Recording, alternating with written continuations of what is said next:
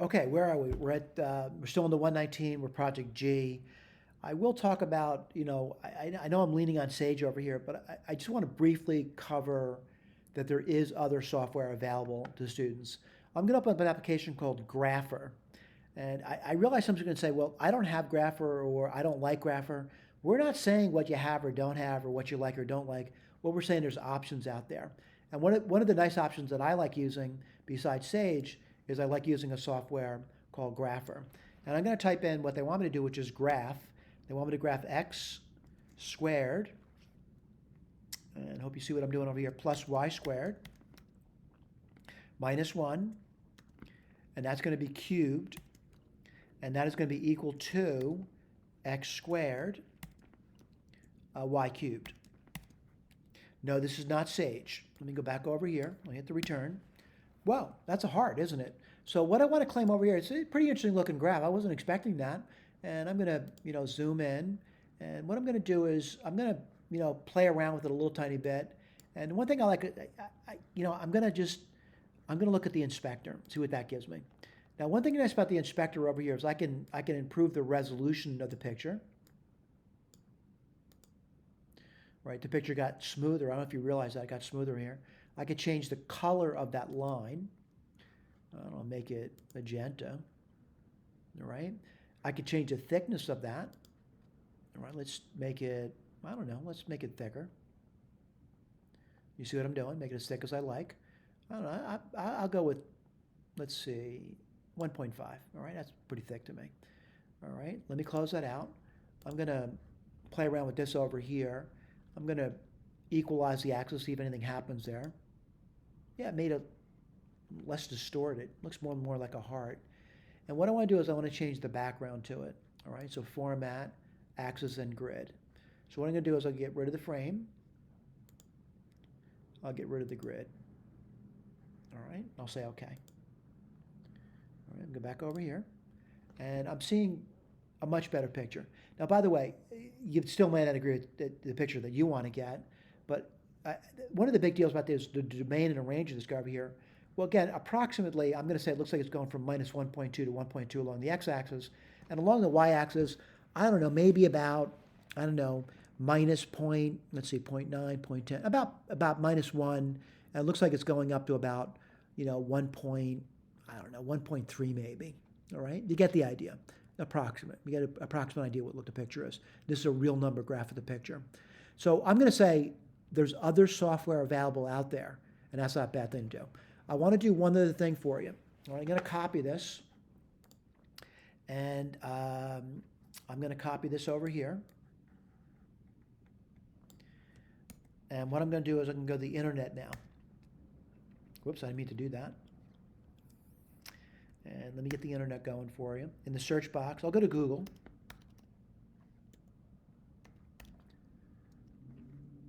And I'm going to say graph. This over here. I'm getting rid of the W sign because I think Google might be confused by that. By the way, I don't know what Google's going to do, to be honest with you. And wow, look at that. I got all kinds of things over here. Let me see this over here. Yeah, they got someone to graph it out. So, internet's not bad. You can search around. I want to go to one of the website. I'm going to go to Wolfram Alpha. That's Wolfram Alpha. Everyone's aware of this, at least I hope you are. Let me get rid of that, type that in.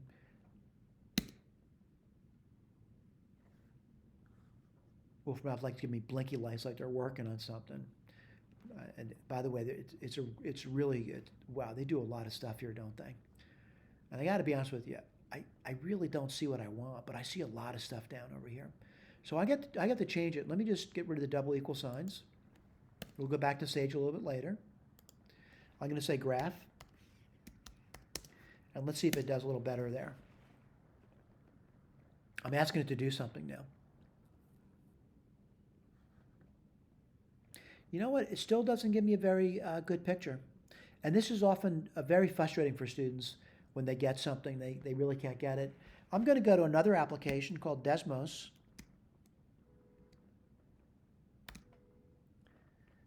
Learn together. Let's do that. Let me say Desmos. Is there a calculator somewhere over here? Let me type in Desmos calculator. Desmos graphing. You're going to be playing a lot with your internet. And I don't use Desmos, to be honest with you. Desmos graphing calculator. And let me type that in. And I think I did okay. Let me get rid of the double equal signs. And let's see how, wow, look at that. It does a beautiful picture too, doesn't it? Desmos is a nice application. A lot of students like Desmos. It's a really nice application, right? Is it as nice as Grapher? Yeah, it really is. Grapher is something I don't need the internet for. Grapher's got a whole bunch of other things I can deal with. Let me briefly go through that with you. Let me go back to Grapher. And I want to point out that Grapher's got a bunch of examples. For example, if I look at examples, 3D, I could do, let's do something. Let's do this pretty famous one. I think you're getting an idea. I got a lot of control over this. And Grapher's a really slick application, by the way, really slick. All right, let me do another example. Let me take a look over here.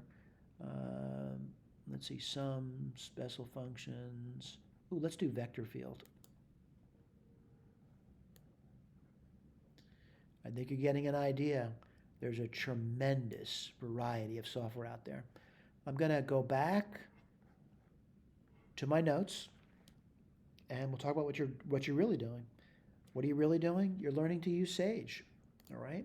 So what I want to do over here is, we'll go through it now. I'm going to launch the Sage again.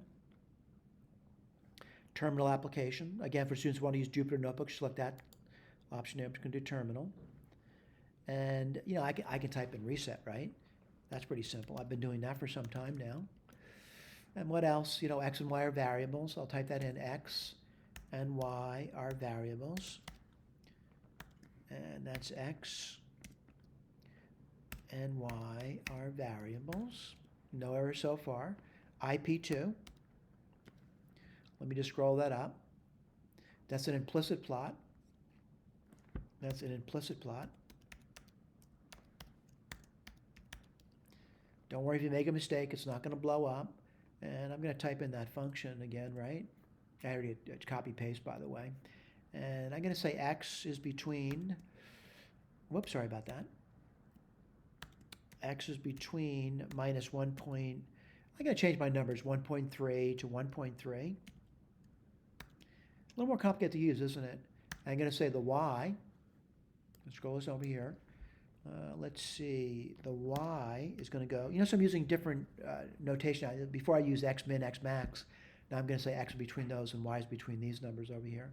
Let me do minus 1.2, just change the numbers a little bit, and 1.3. Right, remember this, if I make a mistake, nothing's going to happen, all right? I didn't think I made a mistake over there. IP2, and I'll show it. And let's see what happens. It's going to launch my preview application, and it's displaying that figure that I'm expecting to see. Some people are saying it's really missing something. It's missing the XY axis. They're not drawn in, right? The X axis would be over here. The Y axis would be over here. But we're getting the same image, which is important, all right? So just to review, real simple thing. You get, graphs over here using Sage. But again, I want to repeat this. You can use any software you want. Don't think you have to use Sage. The more options you have, the better it is for you. So like I do use Sage, and what I mean by that, this is using Sage over here. It's embedded in my notes, by the way. I'm using Sage Tech. I'm using Sage, right? But you could also use other applications. It doesn't have to be Sage, all right? Let me see if, no, I didn't use another application, just Sage, all right?